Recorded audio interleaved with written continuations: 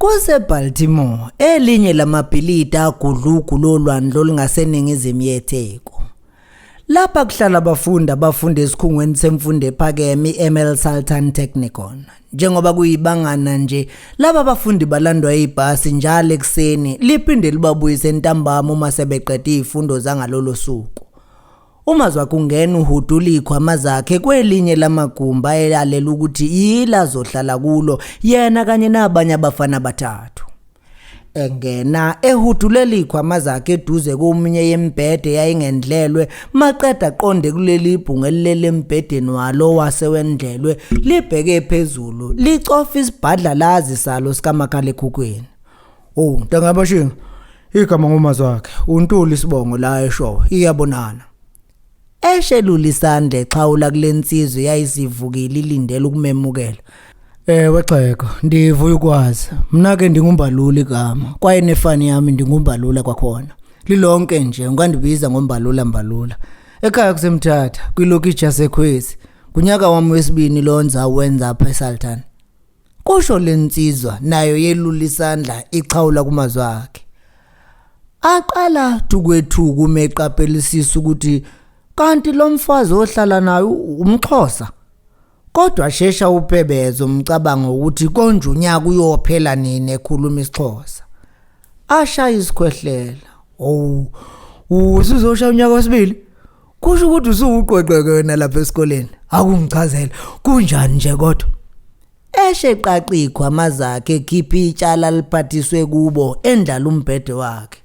Hayi akukho nto imbi wena into nje le rese uzawuhlala kuyo andiqinisekanga iright for abafundi bonyaka woqala. Ndisho kuba le ndawo yasePoint ayidumanga kakuhle wena inezikrelemnqa nje nabantu nje wena basoloko bephuma ecaleni. Phofu ke xa ndikujongile ndinalanto obuzawumelela asondele kuye samuntu ohlebayo wethu. Kaloku apha kukho nalabo bathengisa ngomzimba. So ke ndingathi nje kuwe uzuhlala ulumkile ungalibali uba nje ngoba ulapha nje mininzi imingeni ozawujongana nayo ngapha yakwezifundo zakho. Kwakanti ke namantombazane bahlambile abantwana babantu apha ngaphandle uzawuzikhethela wena kufanele uba mawihambe. Avule esikhwameni ebheke ialbum yakhe uMazwakhe akhumbula ukuthi bagcine bengayitholanga.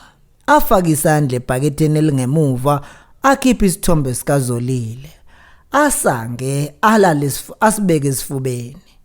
Acule kancane ingoma kaThokozani Langa ethi Siyaluphatha ugodo salubamba. Asukuma uMbalula endlini encane.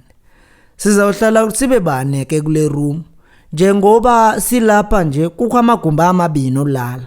Mina nawe sizawuba kule ekhomba le abakuyo. Kukho abanye abafa ababini abasaphumile ngoku esawuhlala nabo uThabo osuke eGauteng noZondo wakwaMhlabi yalingana. Bona ke bafakwe kweligumbi lingapha ya. Eshemhola emkhombise elinye igumbi lokulala. Aqhubeke. Nokho xa ndibajongile nje hayi ingathi noko sawuhlala kamandi. Phofu ke uThabo ingathi lo muntu othanda kakhulu aba basetyhini sele ndisho ke aba babhinqileyo kaloku. Kuduma upotiyane kuMazwakhe angazi nokuthi umuntu wasetyhini lowo umuntu onjani. Azathola umqondo uma sekuthiwa babhinqileyo. Kusenjalo kungene elinye ibhungu ligaxene nowesifazane. uMazwakhe ashawe uvalo umebona ubuhlo bunje. Hola Grootman, ke nathabo ne? Eshelula isandla exhawula kuMazwakhe. Wena umanga? Hayi mina nguMazwakhe mfowethu, ngiyajabula ukunazi. Baqhubeke uThabo nalo wesifazane bayegunjini elingale qede bavala umnyango.